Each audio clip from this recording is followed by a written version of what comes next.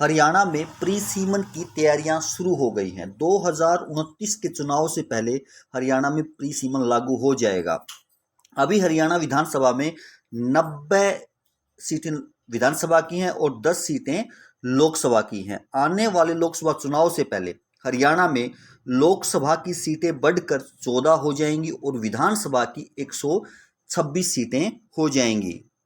BJP ground level पर इसकी अभी से तैयारी बीजेपी ने शुरू कर दी है। बीजेपी हरियाणा के हर गांव का सर्वे करवा रही है। इसमें देखा जा रहा है कि ऐसे कितने गांव हैं जहां भाजपा आज तक चुनाव नहीं जीती है और ऐसे कितने गांव हैं जहां से बीजेपी चुनाव जीत रही है। इसमें पिछले 2 चुनाव का डेटा निकाला जा रहा है। लोकसभा और विधानसभा वाइज यह रिपोर्ट तैयार हो रही है। भाजपा को इससे काफी मदद मिलने वाली ऐसा लग रहा है। नए परिसीमन में हुड्डा और सैलजा के गढ़ से छेड़छाड़ हो सकती है। इसके लिए बीजेपी सर्वे का डेटा तैयार कर रही है। इस हिसाब से विधानसभा को तैयार किया जाएगा जिससे कांग्रेस को सीधा सीधा नुकसान हो। जैसे रोहतक है, सिरसा है, फतेहाबाद है, मेवात है, ये एरिया प्री सीमन में बदलाव हो सकता है। इन एरिया में यहां से भाजपा की कोई भी सीट शायद निकल कर नहीं आई है। कालांवाली, गढ़ी, सांपला, किलोई, उकलाना, कलानौर, शाहबाद ऐसी सीटें भाजपा के टारगेट पर हैं।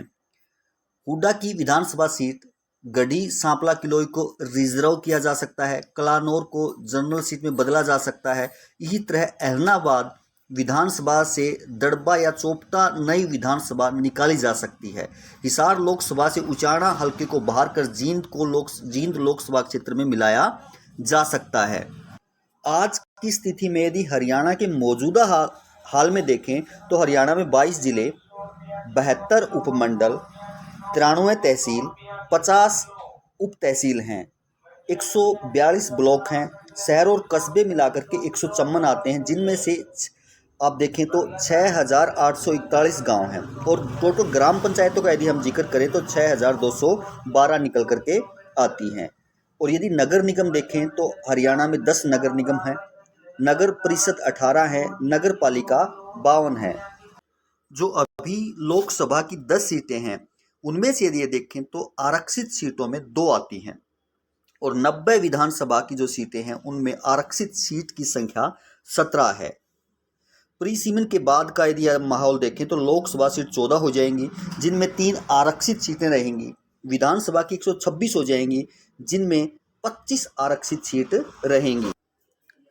हरियाणा में विधानसभा की 36 और लोकसभा की 4 सीटों की संभावित बढ़ोतरी के साथ प्रदेश राजनीतिक रूप से काफी ताकतवर राज्य के रूप में उभरकर सामने आएगा, ऐसा बीजेपी का मानना है। प्री सीमन आयोग हर 10 साल बाद विधानसभा और लोकसभा सीटों की संख्या में कमी या वृद्धि करता है। इन 10 सालों के अंतराल में आयोग के पास बहुत से ऐसे केस और अर्जियां पहुंचती हैं जिनमें लोकसभा और विधानसभा सीटों की संख्या बढ़ाने के साथ ही उन्हें आरक्षित करने के प्रस्ताव दिए जाते हैं। संबंधित लोग अपने अपने हिसाब से आयोग के पास दलीलें भेजते हैं जिनका धरातल पर वेरिफिकेशन करने के बाद प्री सीमन नए सिरे से किया जाता है।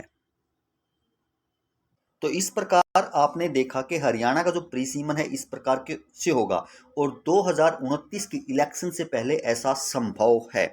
इस विषय पर आपकी क्या राय है आप कमेंट्स बॉक्स में दे सकते हैं। धन्यवाद।